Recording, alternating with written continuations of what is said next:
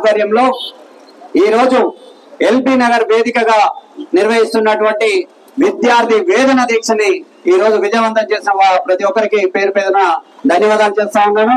ఈ కార్యక్రమానికి విచ్చేసినటువంటి BC intellectuals forum chairman retired IAS Chiranjeevulu గారు మరియు తెలంగాణ లోహిగా పేరు పొందినటువంటి కాజం సత్యనారాయణ గారు, బీసీ పొలిటికల్ ఫ్రంట్ నాయకులు బైరి శేఖర్ గారు, ఆయిల్ వెంకన్న గారు మరియు వివిధ సంఘాల నాయకులందరూ కూడా ఈ యొక్క కార్యక్రమానికి వచ్చి విజయవంతం చేసి వారు అమూల్యమైనటువంటి సందేశాన్ని ఇచ్చి వెళ్ళినారు.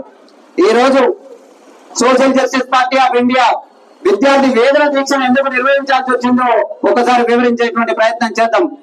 ఈ రోజు తెలంగాణ రాష్ట్ర ప్రభుత్వం జీవో నంబర్ 7 అనేటువంటి ఒక కొత్త జీవోను తీసుకొచ్చింది.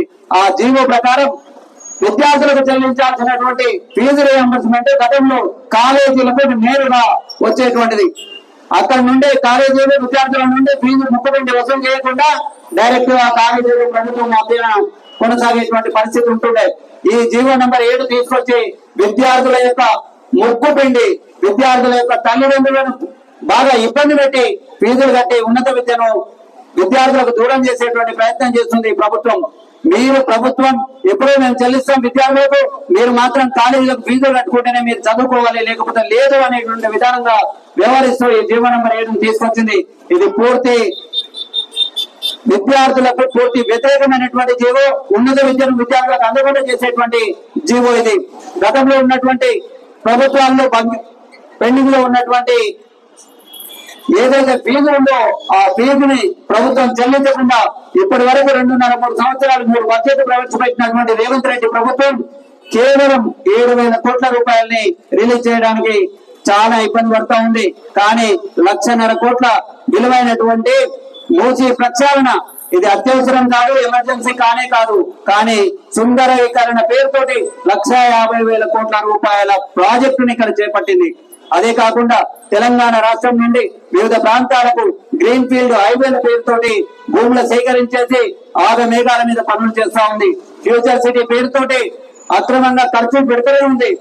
ఇప్పుడు ఇవేవి కూడా ఎమర్జెన్సీ కాదు, అత్యవసరం కాదు. కానీ తెలంగాణ రాష్ట్రంలో విద్యార్థుల యొక్క భవిష్యత్తు నాశనం అయిపోతున్నా, విద్యార్థులకు సర్టిఫికెట్ ఇవ్వకుండా ఇబ్బంది పెడుతున్నా, ఉన్నత విద్య కొనసాగించలేకపోతున్నా, కేవలం 7,000 నుంచి 8,000 కోట్ల రూపాయల బిల్లులు చెల్లించడంలో మాత్రం ప్రభుత్వం తీవ్రంగా నిర్లక్ష్యంగా వైఖరి ప్రదర్శిస్తా ఉంది. ఇది పూర్తిగా ప్రజా వ్యతిరేక విధానం.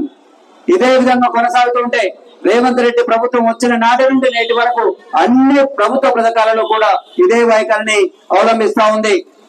విద్యార్థులకు ఇచ్చేటువంటిది, రైతులకు ఇచ్చేటువంటిది, వృద్ధులకు ఇచ్చేటువంటిది, వితంతువులకు ఇచ్చేటువంటి ఈ సంక్షేమ పథకాలన్నింటినీ కూడా కూతబెట్టే ప్రయత్నమే చేస్తా ఉంది తప్ప ఎక్కడ కూడా ప్రజా పాలన పేరుతోటి ప్రజా ద్రోహానికి పాల్పడుతుంది రేవంత్ రెడ్డి ప్రభుత్వం అని ఈ సందర్భంగా చెప్పక తప్పడం లేదు.